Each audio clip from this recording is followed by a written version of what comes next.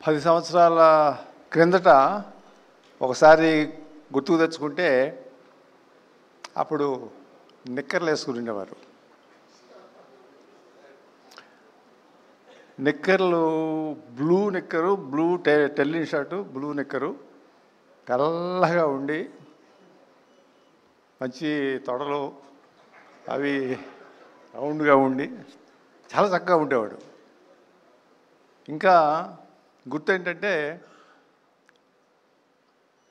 మాకు మా సిస్టరు వివాహం ముందు అయిపోయింది. అప్పటి నుంచి నేను ఆ ఇంట్లో వస్తూ పోతూ ఉన్నటువంటి సందర్భం. తర్వాత 79లో మా వివాహం అయింది. తను 10 సంవత్సరాల అప్పుడు నేను చూసినటువంటి బాలయ్య ఒక ఆయా ఉండేవారు. ఆయా పేరేంటి బాల నాకు తెలీదు. ఆయాకి దాదాపు 45-50 సంవత్సరాలు ఉంటుంది. పెద్ద ఆవిడ బాగా చూసుకుంటూ ఉండేది. బాలయ్య ఆ ఆయాను పట్టుకుని, నువ్వు సత్యభామని, నేను శ్రీకృష్ణుడిని అని చెప్పి, శ్రీకృష్ణుడు డైలాగ్స్ అన్నీ ఆ సత్యభామని చెప్పేసేసి ఆవిడ వెనకమాల పడతా చూశాను నేను.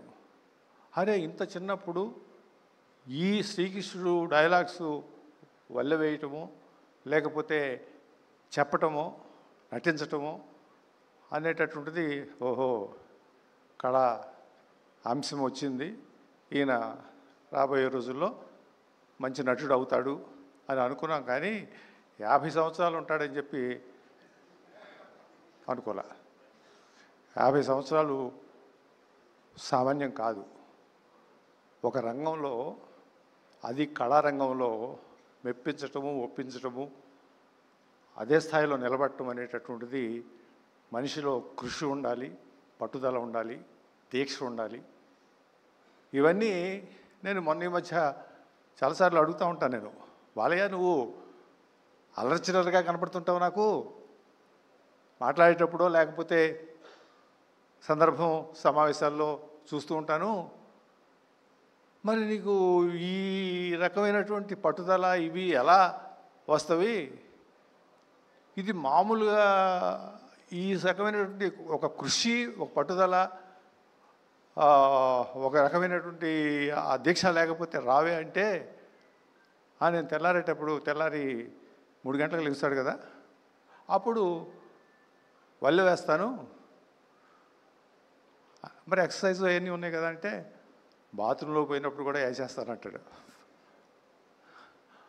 అది ఆ తర్వాత మరి ఇవన్నీ రాసుకుని ఎవరు చెప్తారు మీకు అని అంటే, ఆ సంస్కృత శ్లోకాలు లేకపోతే ఆ సంభాషణలో అవేనంటే నాకు రాసి ఇస్తారు కదా, అవి నేను ఖాళీ ఉన్నప్పుడల్లా కూడా నేను మళ్ళీ వల్లె వేసుకుంటాను. ఈ వల్లె వేసుకోవటం అనేటటువంటిది 50 సంవత్సరాలు చేయటం అనేటటువంటిది చాలా గొప్ప విషయంగా నేను నాకున్నటువంటి అనుభవంతో నేను ఒక జీవితం చూశాను. కాబట్టి తప్పకుండా ఒక కృషి అనేటటువంటిది, ఒక పట్టుదల అనేటటువంటిది, ఒక దీక్ష అనేటటువంటిది లేకపోతే ఇది సాధ్యం కాదు.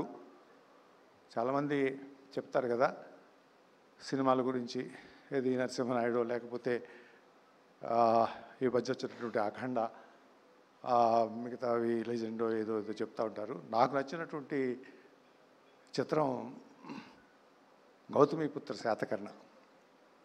నేను కొంచెం హిస్టరీ బ్యాక్గ్రౌండ్ నాకు ఇంట్రెస్ట్ కాబట్టి, అదే కాకుండా ఆ రకంగా గౌతమిపుత్ర శాతకర్ణ అనేటటువంటి ఒక క్యారెక్టర్ చేయటం అనేటటువంటిది అంత ఈజీ అనేటువంటిది కాదు. అది నేను చూసినప్పుడే ఎమ్మటే చెప్పాను బాలయ్యకి. ఎక్కడో చీరాల్లో చూశాను నేను. ఆ రకంగా ఆ పాత్రలోకి వెళ్ళిపోయాడు. తనే గౌతమిపుత్ర శాతకర్ణ అని చెప్పి అనుకున్నాడు. మళ్ళీ అతను పుట్టాడు అనేటటువంటి విధంగా నాకు అనిపించింది. నేను ఇంకొక మాట కూడా చెప్పాను. అది ఆ చెప్పటం అనేటటువంటిది కొంచెం ఎక్కువ అయ్యున్నా కూడా, ఎన్టీ రామారావు గారు ఈ పాత్ర వేయాలి అన్నా కూడా ఈ రకంగా ఉన్నదేమో అనిపిస్తుంది బాలయ్య నాకు. ఆ రకంగా నువ్వు ఈ పాత్రలోకి వెళ్ళిపోయావు నువ్వు. ఇది నాకు అన్నిటికంటే కూడా నచ్చినటువంటి పాత్ర.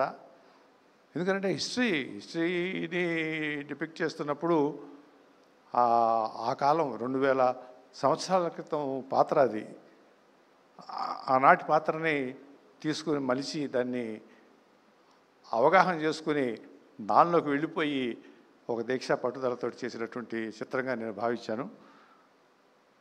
మరి సరిపోద్ది అనుకుంటాను.